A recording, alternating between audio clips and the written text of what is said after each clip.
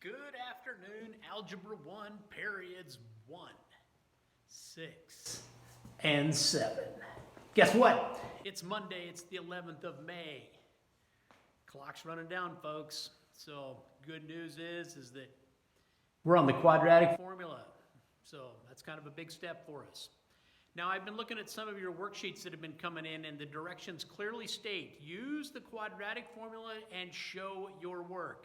Now, I know darn well that a lot of you are apping this because the stuff you're putting on your paper makes absolutely no sense.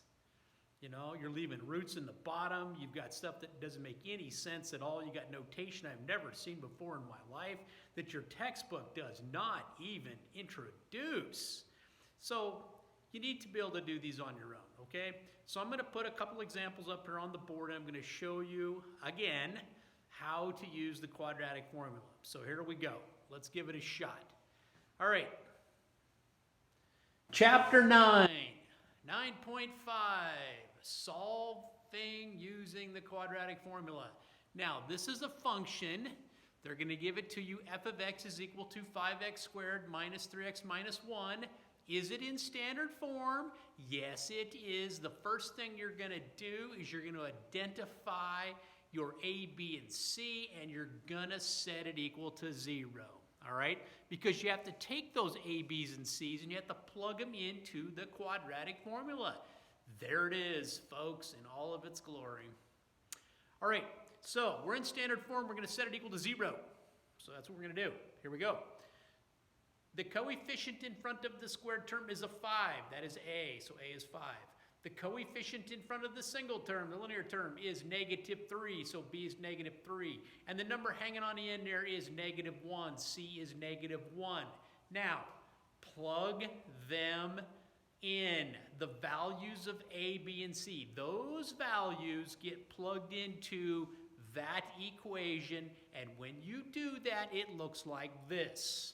So you had a negative 3 for B, so the opposite of a negative 3 is a positive 3, plus or minus. Now we do the plus or minus because it's going to generate two solutions, providing we can do something with that radical. All right, plus or minus the square root of B squared, in this case it's negative 3, so square it, minus 4 times A times C, all divided by 2 times A. So this is what you get when you clean all that mess up. Now you get 3 plus or minus the square root of 9 plus 20 all over 10. You get 3 plus or minus the square root of 29. 29 is prime. Don't try to do anything with it. And the two solutions you will get is x is equal to 3 plus the square root of 29 over 10, and x is equal to 3 minus the square root of 29 over 10. Those are your two answers, all right? Not bad, huh? Let's look at one more. Here we go. F of x is equal to 6x squared plus 13x minus 5. Again, is it in standard form? And we're going to set it equal to 0. And we're going to identify our A, B, and our C. A is 6, B is 13, and C is negative 5. Now we're going to plug those values of A, B, and C into our quadratic formula. And x will equal negative 13 because the opposite of a positive 13 is a negative 13. Plus or minus the square root of 13 squared minus 4 times A times C, all divided by 2A. Plug them in, folks, plug them in. So x is equal to negative 13 plus or minus the square root of 13 squared is 169 plus 120, because don't forget, negative 4 times negative 5 is positive. 20 times 6 is 120. Now, clean it up. X is equal to negative 13 plus or minus the square root of 289 divided by 12. And we all know that the square root of 289 is 17, right? Of course we do. So x is equal to negative 13 plus the square root of 17 divided by 12, or x is equal to negative 13 minus 17 all over 12.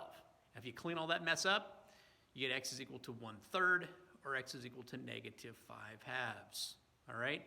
Now that's using the quadratic formula. I expect you to know how to do that.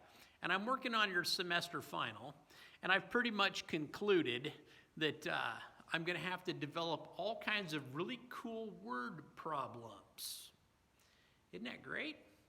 and allow you to use this. It will be much abbreviated, but anyway, it's going to have a lot of word problems on it.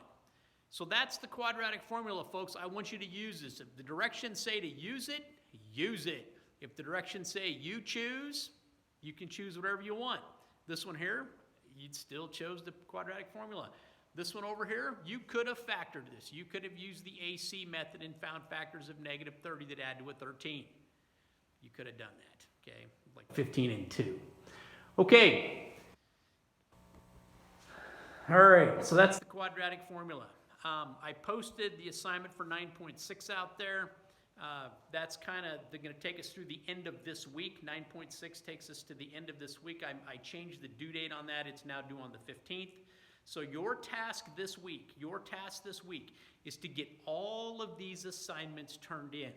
And I will post a couple of comprehension checks out there for you. They're going to count as quiz grades, okay? And it's going to do a little pilot program for semester test to see how this is going to work for you. Please learn the first letter of your last name. That's going to be an L value, and I'm going to increment off of that. I'm going to try to figure that one out.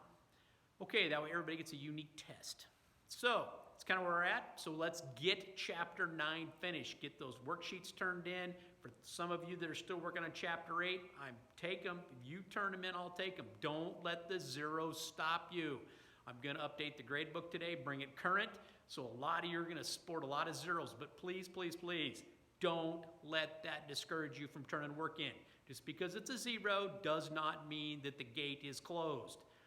Turn it in. I'll take it. Okay, Monday, May 11th, happiness and joy spreads throughout the land because you guys are in Algebra 1 doing the quadratic formula. Don't get no better than that, folks. All right, May's out.